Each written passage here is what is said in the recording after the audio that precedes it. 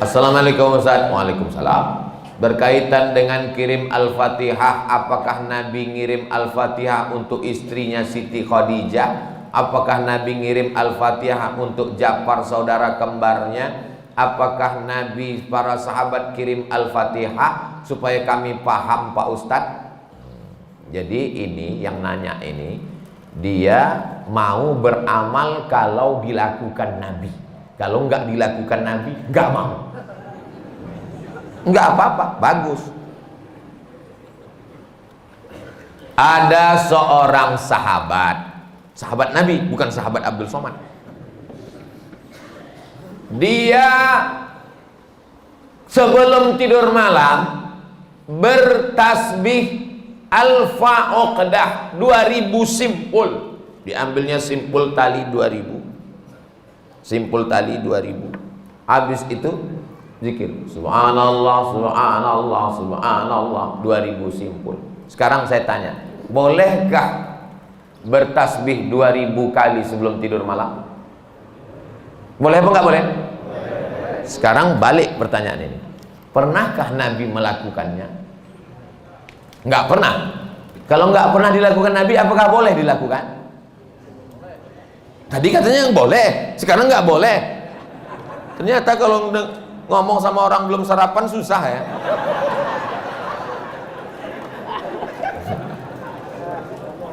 Oke, contoh kasus yang kedua. Ada seorang imam mazhab. Tadi yang bertasbih 2000 kali sebelum tidur itu sahabat Nabi, namanya Abu Hurairah.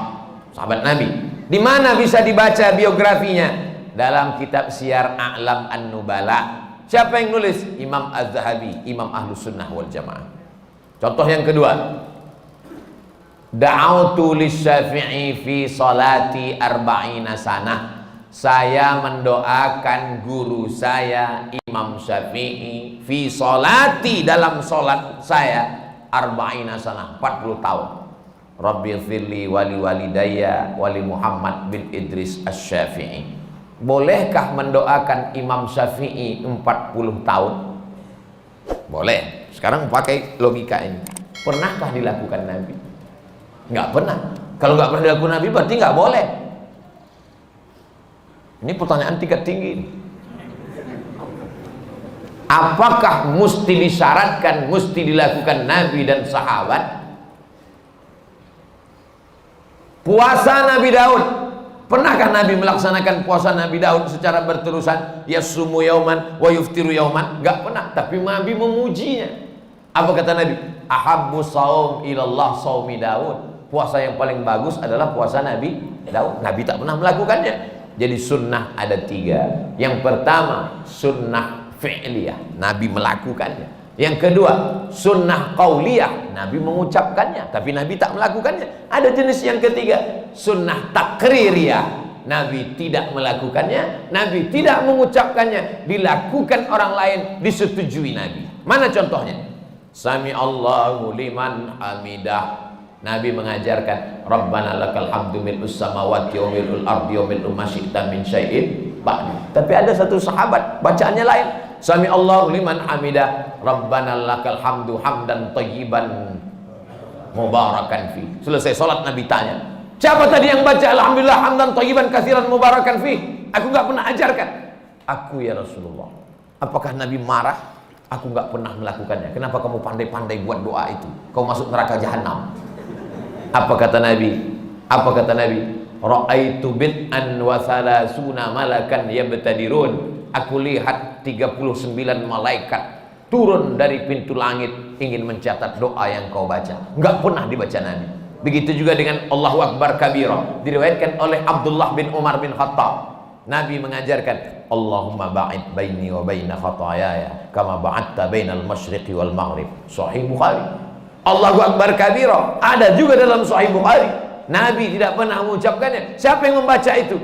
Sahabat. Allahu Akbar. Tiba-tiba ada sahabat di belakang. Allahu Akbar kabira walhamdulillahi katsira wa subhanallahi bukratan wa asila. Titik. Wajah tu wajhiyya itu iftitah lain. Selesai sholat Nabi tanya, siapa tadi yang baca Allahu Akbar kabira? Ana ya Rasulullah. Apa kata Nabi? Futihat abwabus sama, terbuka pintu-pintu langit, malaikat turun mencatat doa yang kau baca. Ini jenis takriri. Makanya perbuatan kalau tidak dilakukan Nabi adalah bid'ah. Betul kata Imam Syafi'i, kalau dia bertentangan dengan syariah. Selama masih ada dalilnya, tidak bertentangan dengan syariah, maka dia tidak disebut bid'ah dhalalah, tapi dia disebut dengan mahmudah. Sekarang tentang mengirimkan Al-Fatihah kepada orang meninggal dunia, sampai apa tak sampai? Siapa bilang sampai? Memangnya yang udah meninggal itu pernah ngasih tahu? Alhamdulillah titipannya udah sampai, makasih ya. Imam Ibnu Taimiyah punya murid namanya Imam Ibnul Qayyim Al-Jauziyah. Punya kitab namanya Kitab Ar-Ruh. Sudah diterjemahkan ke bahasa Indonesia 3 huruf, R-O-H, roh. Di situ diceritakan Imam Ahmad bin Ambal lewat di suatu makam. Ada orang baca Quran. Kata dia, berhenti, jangan kau baca. Lalu disebutkanlah sanad-sanadnya bahwa membaca Quran itu untuk orang meninggal dunia tidak terlarang. Tentang kitab roh ini tidak diragukan, karena ada seorang dapat gelar doktor gara-gara meneliti kitab roh, namanya Dr. Bassam dari Kuwait. Umar bin Khattab punya anak laki-laki namanya Abdullah bin Umar bin Khattab. Dia pesan, kalau aku meninggal dunia, nanti bacakan di atas makamku pangkal Al-Baqarah 5 ayat sampai wa ulaika humul muflihun, dan ujung Al-Baqarah 3 ayat lillahi ma fis samawati sampai habis. Pesan Abdullah bin Umar bin Khattab kepada orang, nanti kalau aku sudah meninggal. Berdasarkan itu Imam Nawawi meninggal tahun 676 dari kalangan mazhab Syafi'i, dalam kitab Al-Azkar mengatakan, wa in khatimul qur'ana fahuwa hasanun, seafdal-afdalnya dibacakan sekhatam Al-Qur'an. Kalau tidak sanggup sekhatam Al-Qur'an, likulli syai'in qalbun, segala sesuatu punya hati, wa qalbul Qur'an Yasin, hatinya Al-Qur'an adalah Yasin. Enggak sanggup juga Ummul Qur'an Al-Fatihah. Itulah dia dalil-dalil orang yang membacakan Quran. Kalau nggak setuju, jangan salahkan orang karena orang punya dalil. Saya nggak setuju, nggak usah lakukan.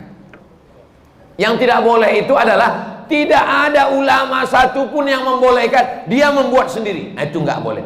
Imam Nawawi, ini Imam Nawawi bukan imam sembarangan. Dia bukan selevel Imam Samudra, apalagi Imam S. Arifin. Imam Nawawi, kalau kita baca kitab pertama Sahih Bukhari, di bawah Sahih Bukhari Sahih Muslim. Imam Muslim muridnya Imam Bukhari. Kalau kita baca Sahih Muslim kita nggak paham, kita mesti baca kitab Al-Minhaj Syarah Sahih Muslim Ibn Al-Hajjaj, Imam Nawawi. Imam Nawawi itu dalam kitab fikih, kitab besar Al-Majmu' Syarah Muhazzab, Raudatul Talibin wa Umdatul Muftin. Saya ngajar hadis arba'in, hadis paling sedikit kecil arba'in, Imam Nawawi. Hatam arba'in naik kitab Riyadus Shalihin, Imam Nawawi. Hatam Riyadus Shalihin naik lagi kitab Al-Azkar, Imam Nawawi. Membaca kitab Mustalah Hadis yang disyarah oleh Imam Suyuti, Tadribur Rawi, Syarah Takrib Nawawi.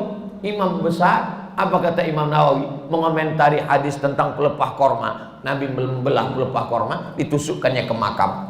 Apa kata Nabi? Kalau tasbih pelepah korma saja sampai, apalagi bacaan Quran orang beriman. Nah, jadi pertanyaan ini memang simple, tapi ini ingin menggali dan menguji isi kepala Abdul Somad. Enggak apa-apa. Kalau nggak setuju, nggak usah lakukan. Tapi jangan salahkan, karena nanti takutnya di akhirat ketemu dengan Imam Nawawi malu.